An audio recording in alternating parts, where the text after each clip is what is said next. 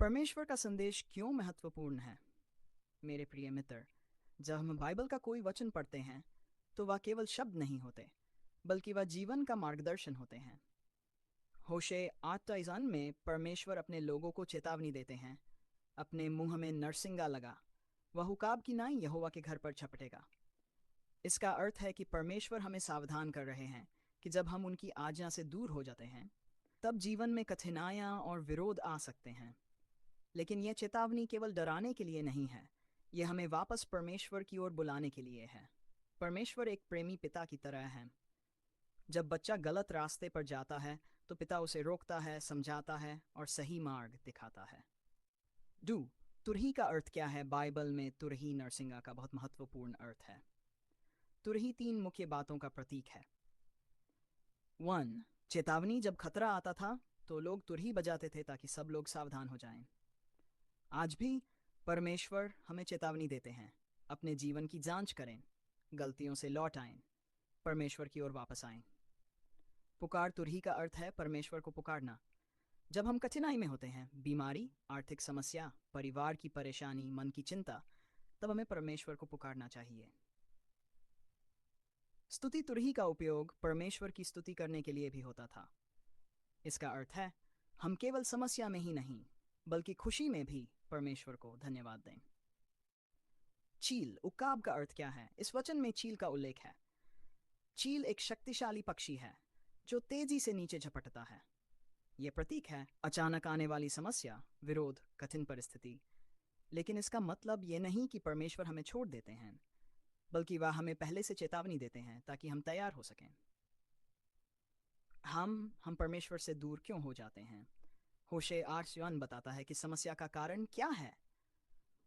क्योंकि उन्होंने मेरी वाचा को तोड़ा और मेरी व्यवस्था के विरुद्ध अपराध किया। आज भी लोग परमेश्वर से दूर हो जाते हैं क्योंकि वन हम प्रार्थना करना भूल जाते हैं। हम अपने कामों में इतने व्यस्त हो जाते हैं कि परमेश्वर के लिए समय नहीं निकालते। हम केवल जरूरत के समय परमेश्वर को याद करते हैं। जब समस्या आती है तब ही हम प्रार्थना करते हैं। हम अपनी इच्छा को परमेश्वर की इच्छा से ऊपर रखते हैं। हम अपने निर्णय खुद लेते हैं बिना परमेश्वर से मार्गदर्शन मांगे। परमेश्वर का प्रेम और दया, सबसे महत्वपूर्ण बात यह है कि परमेश्वर हमें कभी नहीं छोड़ते। भले ही हम गलती करें, परमेश्वर हमें माफ़ करते हैं, हमें दूसरा मौका देते हैं, हमें वापस बुलाते हैं। परमेश्वर का प्रेम हमेशा स्थायी है। वह कहते हैं, वापस आओ, प्रार्थना करो, मुझ पर भरोसा रखो। 6. प्रार्थना क्यों आवश्यक है? प्रार्थना हमारे और परमेश्वर के बीच एक संबंध है। जैसे फ़ोन से हम किसी से बात करते हैं, वैसे ही प्रार्थना से हम परमेश्वर से बात करते हैं। प्रार्थना हमें शांति देती है, शक्ति देती है, मार्गदर्शन देती है, सुरक्षा देती है। 7. प्रार्थना करना कठिन नहीं है। आप सरल तरीके से प्रार्थना कर सकते हैं। स्टेप 1, धन्यवाद दें। हे प्रभु, धन्यवाद कि आपने मुझे आज का दिन दिया। स्टेप 2, क्षमा मांगे। हे प्रभु, मेरी गलतियों को माफ़ करें। स्टेप 3, अपनी ज़रूरत बताएं। हे प्रभु, मेरी मदद करें और मेरा मार्गदर्शन करें। विश्वास रखें, विश्वास करें कि परमेश्वर आपकी सुन रहे हैं। दैनिक जीवन में प्रार्थना का महत्व। अगर हम रोज़ प्रार्थना करते हैं तो हमारा मन शांत रहता है, हम सही निर्णय लेते हैं, हमारा विश्वास मजबूत होता है, परमेश्वर हमें मार्ग दिखाते हैं। 9. बाधाओं को दूर करने की शक्ति। प्रार्थना में बहुत शक्ति होती है। जब हम प्रार्थना करते हैं, डर कम हो जाता है, चिंता कम हो जाती है, समस्याओं का समाधान मिलने लगता है, परमेश्वर हमारे लिए रास्ता बनाते हैं। आज के लिए संदेश। आज का संदेश सरल है।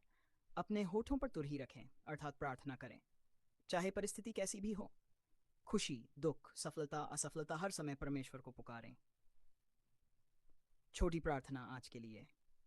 प्यारे स्वर्गीय पिता, मैं आज आपके सामने नम्रता से आता हूँ। मेरी गलतियों को क्षमा करें। मुझे हर परिस्थिति में आपसे प्रार्थना करना सिखाएं। मेरे जीवन से हर बाधा और डर को दूर करें। मुझे सही मार्ग पर चलने की बुद्धि दें। आपका प्रेम और शांति मेरे साथ रहे। यीशु के नाम में मैं प्रार्थना करता हूँ, आमीन।